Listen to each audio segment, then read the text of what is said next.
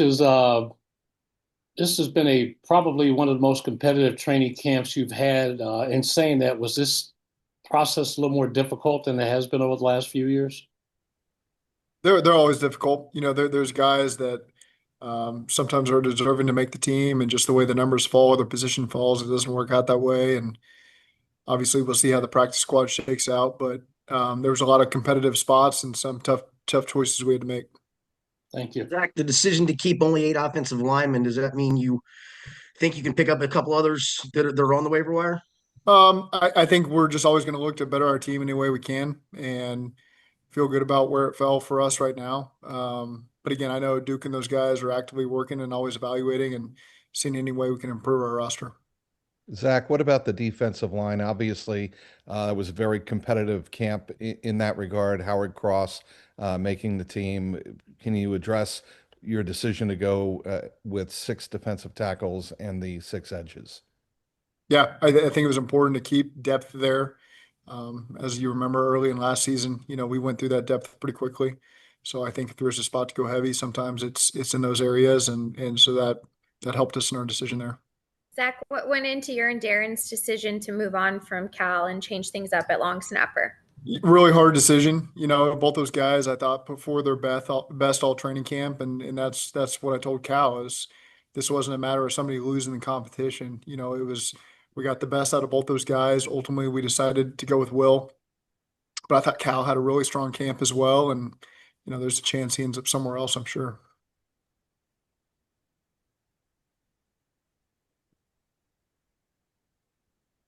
Two-part question. First, where are you guys at in the right guard battle? And then Jalen Rivers, do you see him playing guard tackle now? Obviously, you've got some backup guard options on the tackle. I guess Cody's your only backup tackle right now.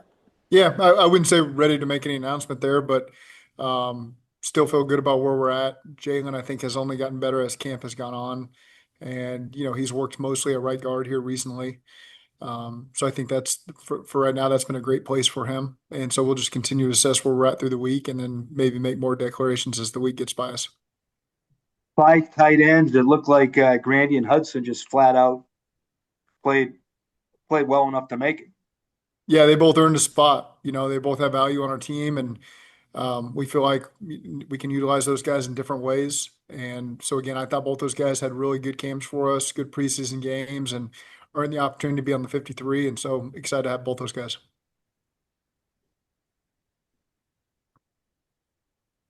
Zach, do you feel like you've got your starting right guard on the roster currently? Yeah, I feel good about the progress those guys have made and our confidence and all those guys that have been in there competing. And so we'll just see how it shakes out. Zach, any update on Jermaine Burton's injury? He'll just continue to be day-to-day right now. How does putting Dejan on IR test your depth at safety? Yeah, I think PJ Jules had a really good camp, and so the opportunity for him to be up there and try to help us on the 53 on special teams, safety, however it shakes out, I think he's earned that opportunity. And so Dejan, he'll be out for the first 4 weeks, and then we'll go from there. But I thought that was really good competition, in that room, and this is the way it sorted out for us.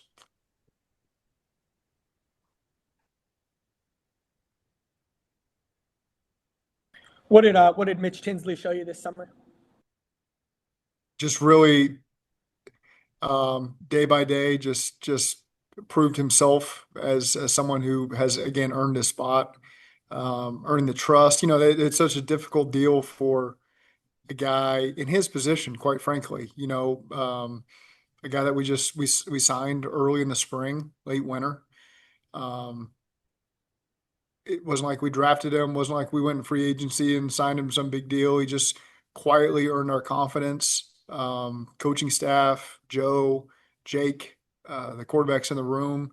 And that's a hard thing to do. It's we don't have a system, here in year 7 where you can just walk in the door and right away, hey, here I am. I'm going to compete. I know everything. And he obviously studied on his own. I think Troy did a great job with him.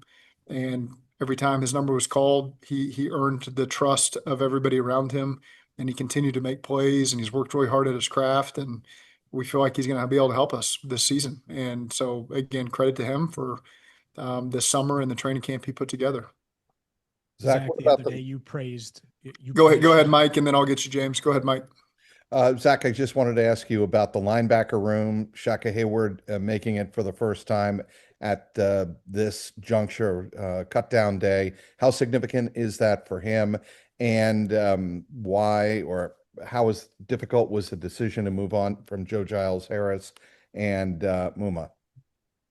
Very difficult. I think that room, a lot of depth was created there. I think all those guys had really good camps, earned opportunity. Shaka, like you said, he's been on the practice squad here for a couple of years now, and I thought just over the course of the spring and training camp, he's earned an opportunity and played well in the preseason game, and so excited for Shaka to get this moment and this opportunity. Again, similar to what I said about long snapper, it wasn't a matter of guys having poor performances and being left off. We just felt like we have a lot of depth in that room, and those guys all competed and put their best foot forward, and this is just how it shook out for us.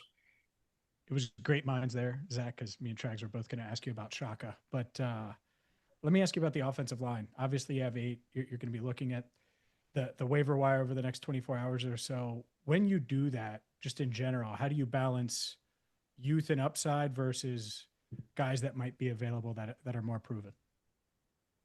Yeah, it's a case by case basis. You'll see whether it's that spot or any other spot. Who can help us quickly? Who can help us long term? How do they match with the guys we already have on the roster, on the practice squad? And so those are decisions we'll continue to talk through. If Duke and his staff present us with options to talk through, those are things we'll do before noon tomorrow and come to the best decision for the Bengals. Zach, we saw that Trey got his deal restructured yesterday, or I guess renegotiated. How big was that to get that done now, with still roughly 2 weeks away before that opener? Yeah, I think it's just great peace of mind, not only for us but for him, to know what the situation is. We're good to go, and so now he's obviously been around a lot, particularly after practice yesterday, today, getting ready to go. Now he's been in the meetings all along, and he's been a guy who's really been showing up early for the meetings and had questions, and so he's been mentally preparing all along for that. I think now it's just okay, it solidifies it that we're ready to go. And so look forward to getting him on the practice field. I don't know if our scout team tackles yet know what they're in for, but it'll be good to get him out there and get him to work this week, and then we can get him to our Cleveland prep next week. So he hasn't practiced yet, correct? He has not practiced yet, no. Just to follow up on that, as I know as the head coach, you don't allow yourself to really think what could go wrong and you stay more on the day-to-day basis. But if you go back to, when the season ended, there's so much talk externally about the star players you guys had and their contract situations. And there's a lot of people that thought that you guys might not be able to get all 3 under contract for this season. How proud are you of the organization that you guys were able to get through those, even though sometimes it was ugly, and that you have all 3 of those guys for this upcoming season and that contract stuff is behind you? Yeah, balancing a lot of talented players is not easy, especially when it's time for them to get paid. And I don't think our organization gets enough credit for how they balance all this, how they handle it. It's not simple. No one in that situation can handle it very simply. And so, again, proud of everyone upstairs for just putting their heads down and continuing to let it work and working it out, and the players for coming together with us and making sure it all gets done. And so again, there's a lot of credit to be had upstairs with ownership, with Duke and his crew, and Steve and Trey and those guys who've been working on these contracts as well, and Potts. And so, those people all deserve a ton of credit. And I'm thankful that we were able to get some really big deals done with some of the best players on planet Earth and allow us to go forward and have a great 2025 season. And I'm sure it's been fun talking fodder for people over the last 9 months, but we got it done, and proud of our organization for getting it done. Did you have a sense of confidence, Zach, it would eventually work itself out in the team's favor? Yeah, I've got confidence because we got really intelligent people who want us to have a great team and they want to work it out. I am smart enough to know nothing's ever set in stone and you can't assume anything, but I know that everybody had the right intent to get it done, and I'm thankful that we got it done. Do you have a feel for kind of physically what Hendrickson's going to be ready to do week 1 in terms of football shape and snaps and all that kind of stuff? He isn't now. Putting the pads on and hitting someone's different, but I can promise you he's in shape. Coach, when you look at Trey Henderson as a embodiment of the kind of players you want, while this was all going on, he was constantly working with the young guys, constantly talking, teaching, tutoring. And how much did that mean to you that he still leaned into helping while this was working itself out? Yeah, I think since he arrived in training camp, he's invested in the players around him, and he's got a lot of knowledge he wants to pass down. I think that he said that to me multiple times, just about the Cam Jordans of the world and what they gave to him, and so now he's got a chance to repay the favor with some of these young guys that we have, and he wants us to have a great season, obviously, and so in order for that to happen, he's going to have to help Jerry bring some of these guys along as well, and because we're counting on all these D linemen, the veterans, the young guys, everybody's got to play a part in this. Thank you. Zach, what was it like to have a normal training camp for Joe, which I think I probably safe to say the first time in his career, aside from maybe the COVID year? What's it like having just a normal offseason with your quarterback? Yeah, it's not something you really think about as you're going through it until you get asked a question like this, but it was great. It was when you're starting quarterbacks out there every day and you get to continue to evolve as an offense and okay, this thing's working better than maybe we thought it was going to work. This thing's maybe something we thought we were going to invest in that we're not going to spend as much time on. So I think that he's done a great job leading the offense. He's looked really sharp. He's allowed us to really see where our offense is at, 13 days before game, 12 days before game. And so it's been a really productive training camp because of that. And, happy that we've stayed healthy, as a team. Along those lines, I mean, you've had him, T, and Jamar working with each other all offseason and now all training camp. What does that do for y'all as an offense when you've had them, all in the fold for so long, getting ready for that season opener? It's good. It's anytime you can have all your weapons available, and we like to think that we can put pressure on teams, and we've got tremendous players, and anytime that they can be healthy and walk on the field together and continue to put that stress on the other team, it gives us a lot of confidence as a team, and so I'm excited to get to work and get ready for Cleveland.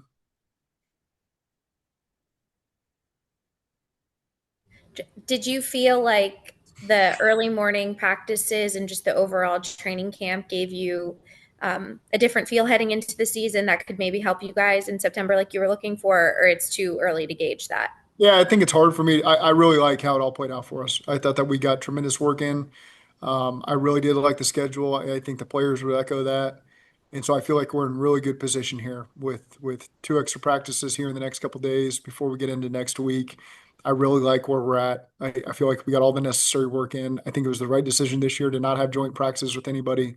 I think that as a whole, with the first year defensive staff together, we're at the right place for where we need to be this year. And I feel really good about how everything fell into place for us.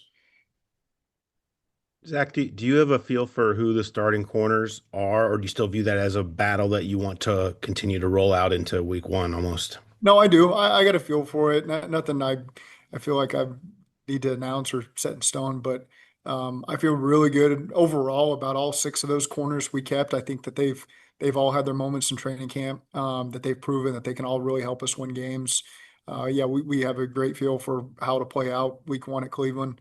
But again, there's going to be roles for a lot of guys. Everybody's earned opportunity. It's another position where guys have really earned opportunity, and so we need to provide that opportunity for them because they can all help us win. And some guys may be better matchups for some teams you face. You never, I think that we've got a wide variety of the skill set that we have in that room, and Chuck's done a great job with those guys.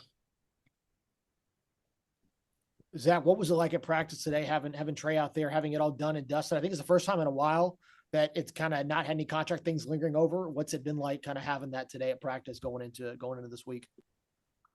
We did not practice today, so I can't answer you there. Today, I usually just don't practice on the Tuesday we have cut. So we had a practice yesterday. The deal wasn't done yet. Players are off today, and we'll be back in tomorrow. That's what I thought. You had mentioned it earlier, so I was just checking bases. So did I mention practice today earlier? I thought it sounded like yes. I believe you did earlier. I could be wrong. So we'll provide a transcript. We'll provide a transcript.